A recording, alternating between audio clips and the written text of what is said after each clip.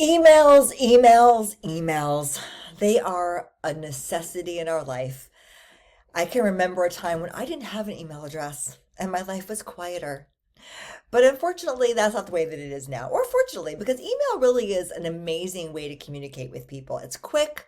You can get a lot of information into a resource that the person that you're emailing to can consume on their own timeline.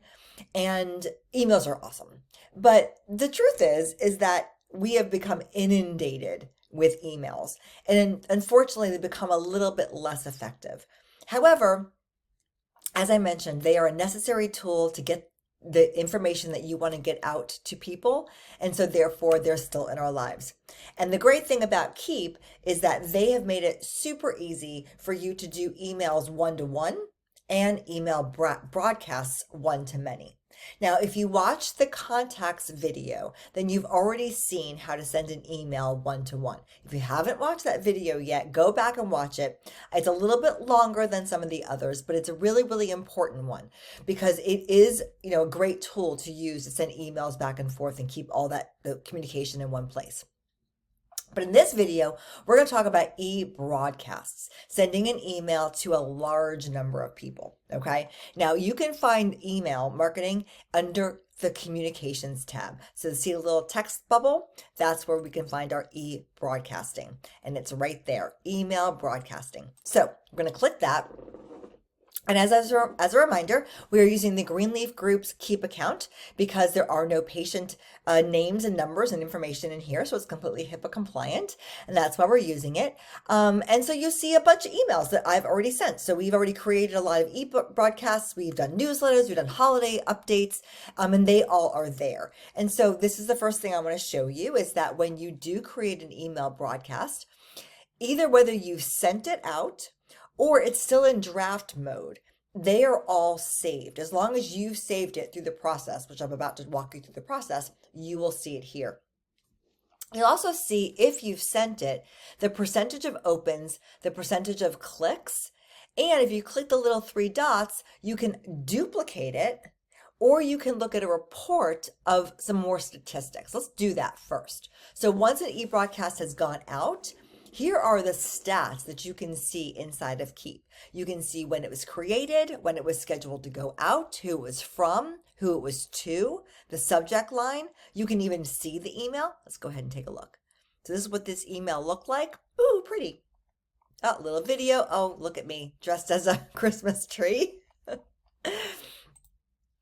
But also over here, you can see some information about, there were 200 that were delivered. So 96% of the list was actually delivered. 119 opened, 59.5%. That's not too bad. That email did pretty good. However, only 7 clicks, only 3.5% of the people clicked. My guess is that a lot of people opened it, but it was during the holidays and they were busy and they didn't want to watch the video. So that's cool. Let's see, 81 people unopened it. Okay. 0 people opted in from this, but 4 people did opt out. So it looks like 4 people that were in the list said, don't talk to me anymore. Hey, it's just what happened. 8 people bounced, meaning that it got delivered, but the email client it got delivered to rejected it. They thought it was spam. They thought it was junk. Whatever the reason, it wasn't a real email address, but 8 people bounced. That's 3.8%. That's actually pretty high. That's not a good thing. And then 0 complained. Well, that's a good thing. So 0 people actually received it and then marked it as spam. So we're going to take that as a win. So as you can see, Keap really does give you a lot of information, and all this information is very, very important and helpful to help you do better each and every time you send an email. All right, let's go back. Now I want to show you how to create an email broadcast. So as you can imagine, it's right up here on the top. Most of Keap's action buttons are up in the right-hand corner. So we're going to click Create Email Broadcast. Now, they have 2 different versions. My advice, do not use the legacy email broadcast. Keap has a habit of updating their software. And when they do, they leave the legacy one around for a while because they don't want to interrupt people's normal flow. They will let you know something new is coming, but eventually that legacy software, that legacy piece of the software is going to go away and all those emails will become unusable. So as soon as they upgrade and you get the new feature, use that. So we're going to click email broadcast and we're just going to go through the process. So first is the sender. Who is sending it? And so we're going to click edit and we're going to decide who is sending this email. So let's see, 2 users have to authenticate their email address. So we're going to go ahead and just do it from the contact owner. And that means that it will go from the person who owns the contact inside of Keap. The second thing we're going to do, and you see that we've done it, so it checked it off. The next thing we need to do is we need to come up with a subject line. So subject lines, there's actually a kind of an art to subject lines. You want to be careful not to use overly salesy words. And if you watch the newsletter video, we do this exact same thing with the newsletter. So I'll kind of repeat myself. You want to be careful about using things like act now, don't wait, rush to call, anything that can sound a little overly salesy, because the email clients might think that is spam. So we want something that is not, that's a little more normal sounding. Something like, we would, let's see, we have some new services you have got to see. Okay, great. Now, one thing too that Keap allows you to do is they allow you to use merge fields. So we can personalize the subject line with information that we have. So we want to put the contact's first name into the subject line. We can do that. And we can also add emojis if we would like, which is kind of fun. So that's a kind of a decent emoji, like the little guy that's going, really? We have new services you got to see. So cool. The subject line is something that you want to keep a little bit shorter, and then the preview text can either be the exact same thing, which I often do, copy and paste, or it could be something a little bit longer. We have some new services in our hormone department that are, we'll leave it at that. I don't want to make it too long. Okay, great. And then we hit save, and now we have our little check mark. Okay. The next thing we want to do is we want to select our audience. Now, the thing about Keap is that we only can select our audience either by groups, by tags, or by individual contacts. So if I wanted to send this to multiple people, I could add a contact here. But most likely I'm going to use tags or groups. And most likely, to be honest with you, we're going to use tags. So it's a good idea if you are going to be doing a newsletter that you do create a tag called, let's say, all, that everybody gets. Or if you want to do a newsletter that's just for people that are on pellets, have a tag for pellets. Or if you just want to do a newsletter, or excuse me, an email for people who are on hormones, you want to add tags of hormones. So you got to kind of think in advance of the type of people that you'll be sending emails to, but definitely all will be one. So we're going to go ahead and pick the tag of test, and I actually don't have a tag group in here, but that'll work. Okay, the next is, when does it want to go? We want to schedule it or send it now. If we're going to send it right away, then we can keep that. If we want to create this, but then schedule it, let's say for next Monday at 4 o'clock, great. We can do that too. Let's go ahead and create a brand new email broadcast. So our starting button is right up here in the right-hand corner, as Keap does put a lot of their activity buttons. We're going to click that. And we've got a couple of different options of the kind of emails that we can create.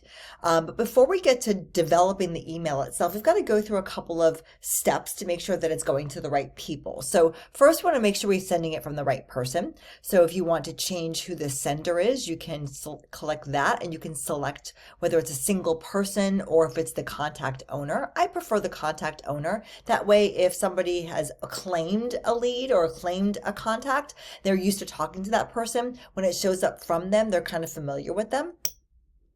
The next is the subject line. So we want to write a nice, clean subject line, something that piques people's attention but doesn't get too wordy or doesn't get too salesy. Email clients don't like words like act now, don't miss, let's get started today, things like that. So you want to keep things a little bit more conversational and a little bit more unique than that. So your next hormone newsletter from FCHW is here to view. Pretty simple, right? You know exactly what it's supposed to be about. If you see this in your phone or on your Outlook, you know exactly what it is, and so you're probably going to open it. And you can add merge fields if you like. We want to add someone's first name. Oops, looks like I screwed up there. So so we have the contact's first name, and that makes it a little bit more personal. We can also, at the end, we can put in an emoji. So if you click the emoji button, you have all these emojis that you can use. Let's go ahead and just use the happy face, the jazzy face. Let's see. Oh, I guess it's called like hugging face. I didn't know that. All right, anyway, there it is. Now the preview text can be a little bit longer. Sometimes I just copy and paste what's already there, and I just use the exact same thing. That's the preview text. So if they are looking, let's say, at their emails, like on the side view of Outlook or of Gmail, it will show the subject line and maybe a couple of the first 5 or 6 words of the preview text. You can change the text there if you'd like, or you can keep it the same. It's really up to you. Next is we need to choose an audience. Now, when you're choosing the audience in Keap, you have to select by either a tag or a group. So you want to make sure that you think about this in advance as you start to put contacts into your contact list. Make sure that everybody has at least some kind of a tag. So you can use multiple tags. So if, let's say, you gave everybody a tag that indicated where they came from, whether it be a quiz or the NPO, or let's say that you put tags in for the type of modality they used, or maybe you just added a tag called all to everybody. Whatever you choose, and we can talk about this a little bit more when we are on our calls, you want to choose one of the tags, and that will be who gets sent this. Well, clearly I have 0 people in these groups, but okay, you get the point. Let's click save. Oops, and we'll let me have to have at least somebody in there.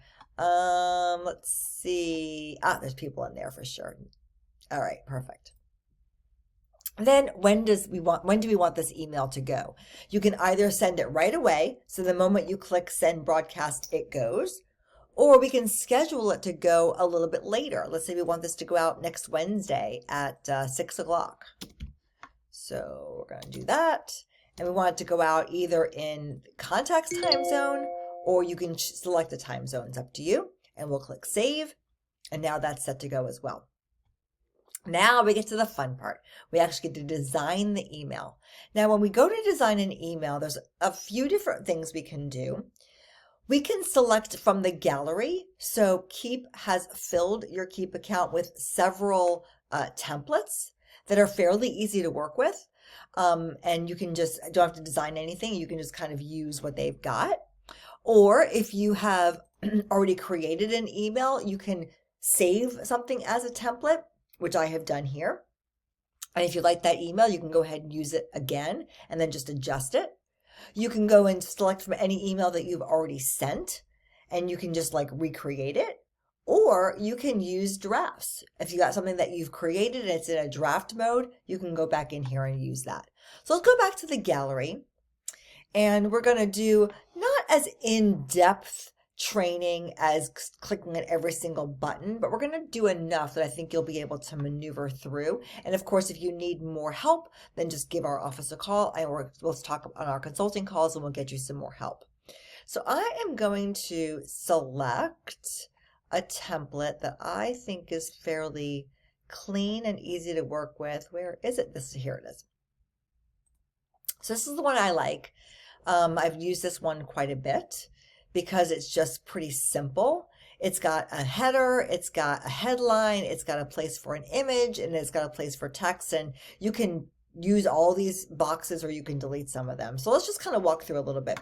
Let's start up here at the top. So if you notice, every time I move my mouse, those blue lines show up. Those are boxes. Those are sections that you can customize inside that section. So for example, with the teacup, as you can see, that's an image.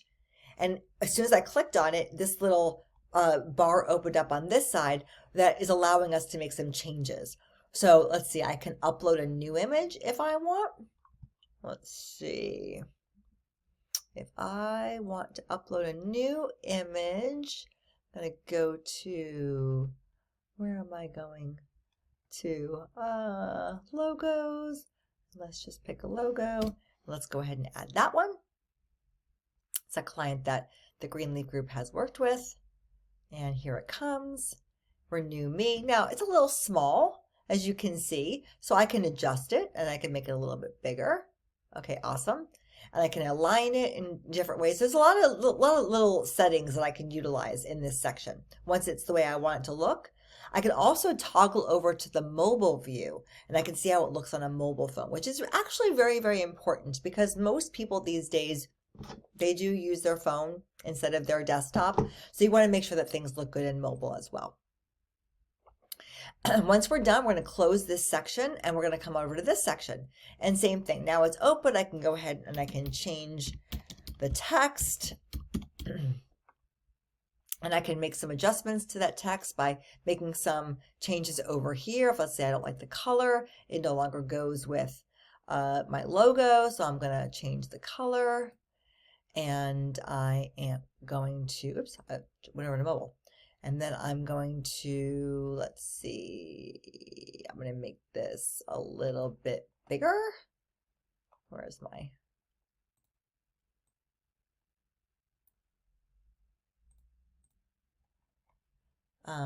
so anyway, so lots of things I can do. Again, we can check over to mobile, make sure that things are looking good. When we feel good about it, go back over to desktop and close this. We can do the same thing with an image as we did up here and so on and so forth. Now, let's say we're scrolling down, we add the image we like, we change the text, and we have our call to action button, and we don't want this section.